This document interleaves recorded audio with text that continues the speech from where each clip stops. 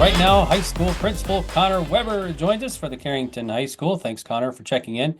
We check in with Connor once a month on the chatter program right here on yourliveevent.com, and he lets us know what's all happening in the school and all the activities and everything. So thanks for joining us here on a monthly basis. And Connor, well, we just we're in that post season mode for sports and everything, and state wrestling just wrapped up last weekend in Fargo, right? Yeah, we had both our boys dual team qualified for the state tournament, and then we had boys and girls wrestlers that qualified for the individual. We ended up with two girls that placed in the state tournament. Jasmine Ybarra placed third, and Kendra Garcia placed fourth. And then for the boys, Sky Kramlich placed fifth, Drew Carr placed fifth, Nick Garber sixth, Corbin Clifton, who was a state champion last year, placed third, and then Callan Garber placed seventh. So, really crazy time down there in Fargo. That state wrestling tournament, the Fargo Dome gets, taken over and all that stuff. Great competition for the kids, and glad to see our kids come out with some placings there, and just a great season for the wrestling teams. So. Yep. And also last week it was National FFA week and convention too, Yeah. right? Yeah, well, we had our National FFA week here at the school. I've said this many times on the program that, our FFA advisors, Missy Hansen and Mitchell Becker, do just an outstanding job, and so do the kids. The kids just take ownership of it and do so many different things throughout the course of the year, whether it's, CDE events, state events, leadership events, whatever the case may be. And last week was that chance to bring all those FFA things into the school and kind of talk about it and go through it with, maybe members that aren't in the FFA, and kind of introduce them to it a little bit more. A couple of things they did is they did a trivia game one day at lunch on FFA history that I actually played in. I didn't finish within the top 10, which, I guess I gotta brush up on a few of my FFA history things, but some of those kids were just on it so fast and did really well. They also served some gelato to the kids, that after lunch one day, that, you know, very appreciative of them to go out of their way to provide something like that. And of course, gotta love the Cows and Co. Creamery and their gelato too. And they did a glow in the dark dodgeball event one night as well. I mean, just a lot of great things that the FFA does to bring people together and to explain the FFA to them and show them all the different student leadership things that you can do through the FFA and stuff like that. So it was really good. It was a short week, but they got everything crammed into that short week and did a great job with it. Okay. And also you want to talk about SOS as well, right? Yeah, this week we have our SOS week. That's Sources of Strength. The advisor for that is Molly Razutak. She does an outstanding job, and again, the kids do a great job with that too. They have a whole list of things that are happening throughout the week. They have this little participation task completion thing throughout the week. A coloring session, wearing a green ribbon, different things that you can do throughout the week to earn points, to earn a gift card. And the main thing is just bringing, shining a light on that mental health and suicide prevention that the SOS does. They're such a great organization, and it's great when the kids take the leadership that they do in it, and they can be there for other students and be that person that they feel comfortable talking with.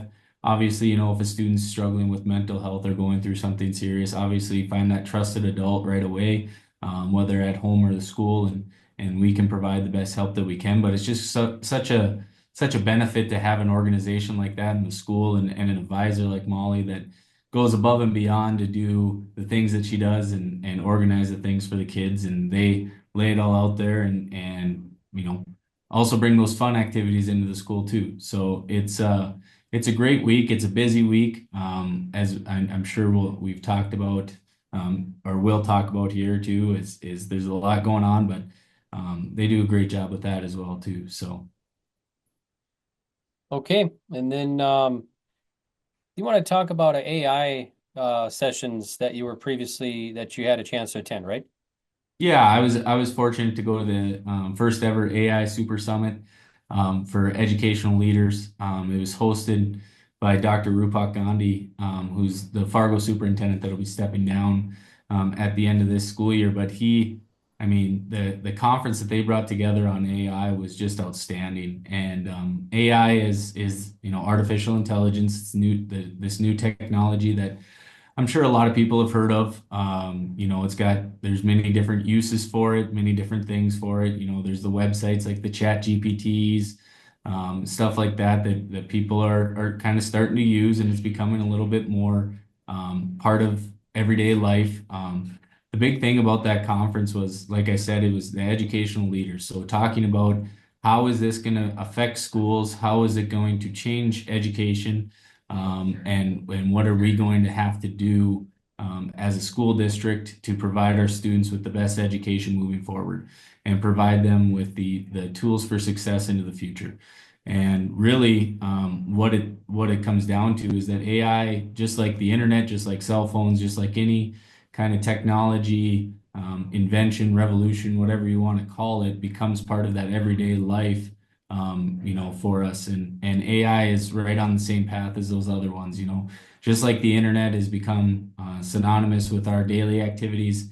AI is getting to that point and will be at that point, in the future.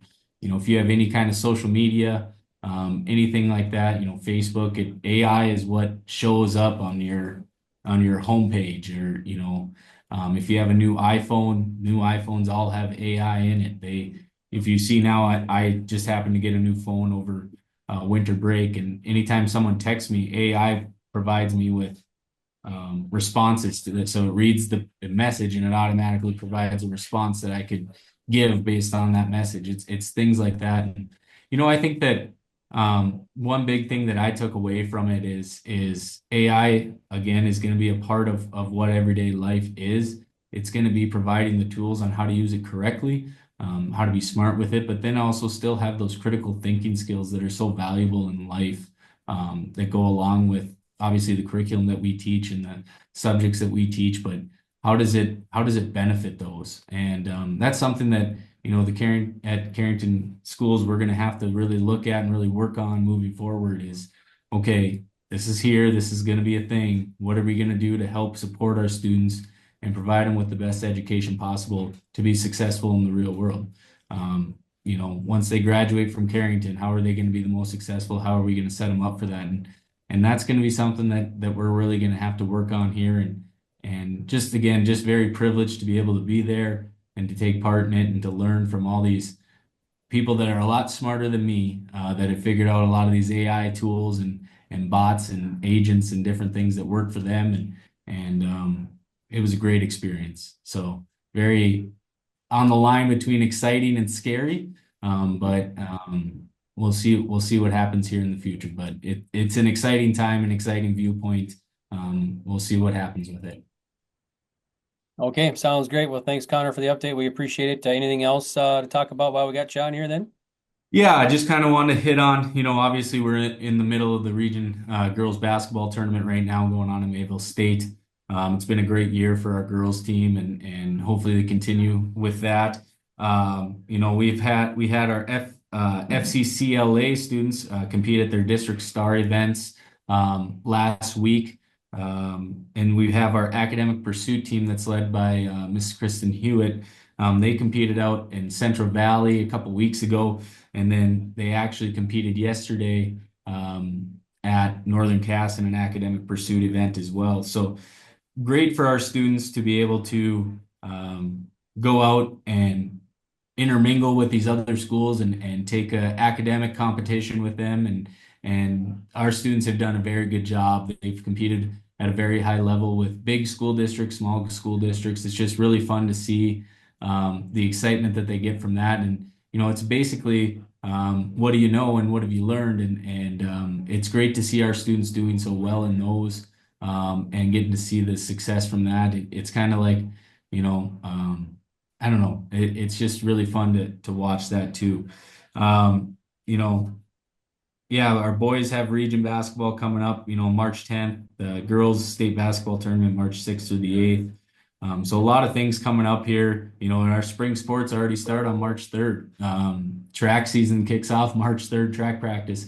It's, we've said it, I think every time we've talked, it's crazy how fast the time flies, and all the things that are happening. And once you get into those spring sporting events and spring activities, man, does it fly even faster. So I really appreciate you scheduling the time to have a conversation with me too, to get this information out to the community.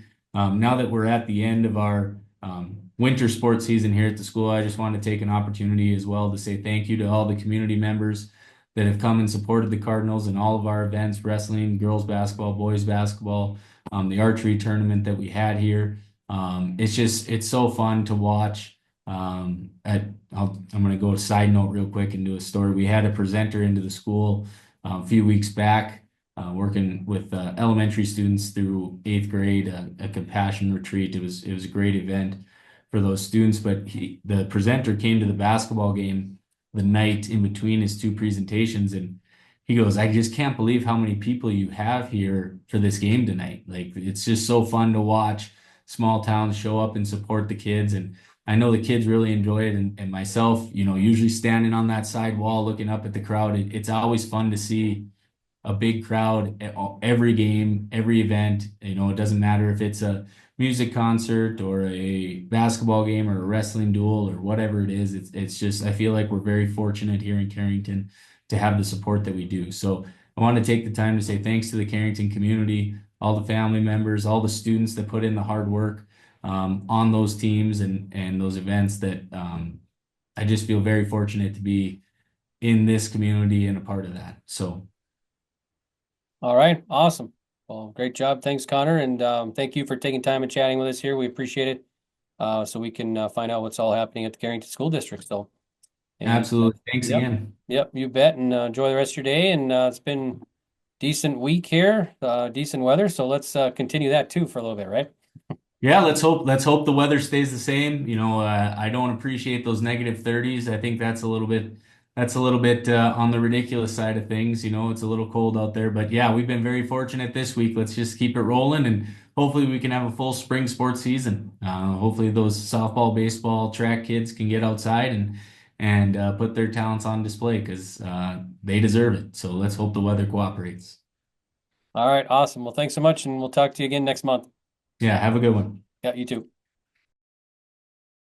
Discover the charm of Carrington, where community and character come together. Our vibrant community is full of welcoming smiles and unique experiences, from delicious dining and one-of-a-kind shops to lively events and beautiful parks. Join us in celebrating the best of Carrington, where every visit feels like coming home. Come visit the Carrington Chamber and CVB office to learn more about our wonderful town and its amazing businesses. Explore Carrington today and experience the warmth of our community.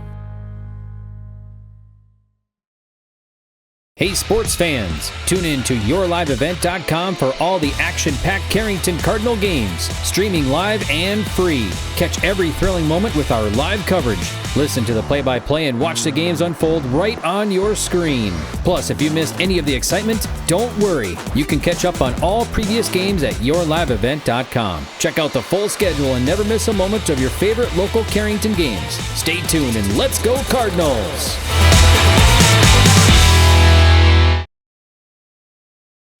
And right now on the Carrington Cardinals Community Chatter program, right here on yourliveevent.com, we're glad to be joined once again on a weekly basis by Laurie Dietz, the Executive Director of the Carrington Chamber and CVB, and the Chatter program brought to you by the Carrington CVB and Chamber and everything. So we appreciate that. All right. Well, Laurie, thanks for joining us here. And, we got just today and then tomorrow left of February 2025, right? I know. I just can't believe how fast it's going. I think the nice thaw has helped a lot, and just people being busy. But I think in the back of everybody's mind, we're thinking, yeah, we don't know what March is going to be like. We'll be paying for these nice days, right? I know. I always think about it too. We're going to get that big one. It's got to happen. It's got to happen. So, but meanwhile. But with the nice weather, we've had interest in the citywide yard sales date. And so I want to pass that along. Generally, it's held in May. So in mid-May, it's usually pretty chilly out.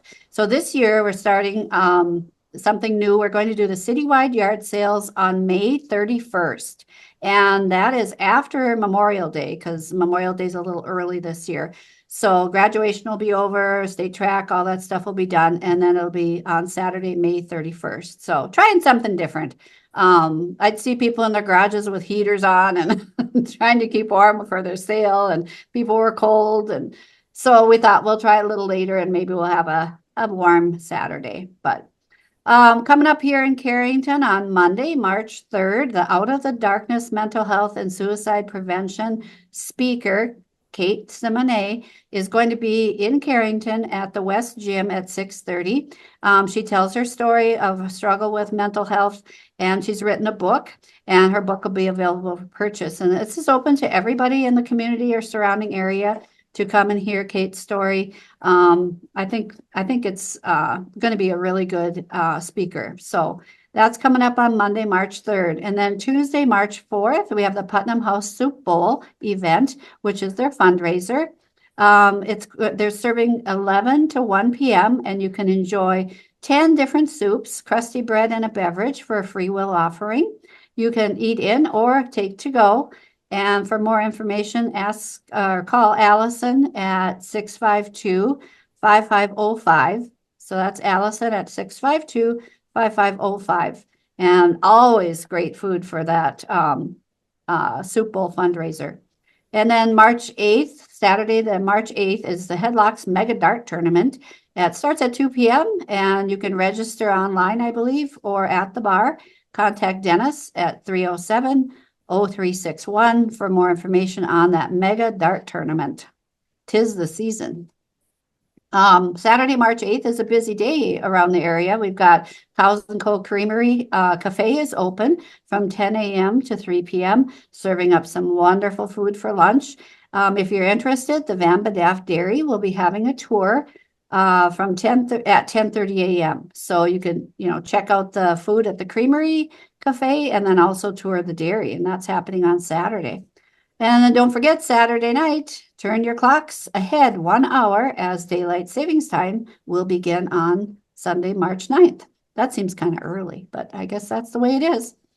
And then I just wanted to highlight a few open employment opportunities today. We have over at our school, there's several of the coaching positions are open. So you can check that out if you're interested in doing something with that. Even like the One Act Play is they're looking for a coach. And then they need a first grade teacher and also a business teacher, high school business teacher. So those are some openings over at our school. And you can call 652-3136 for information on those opportunities.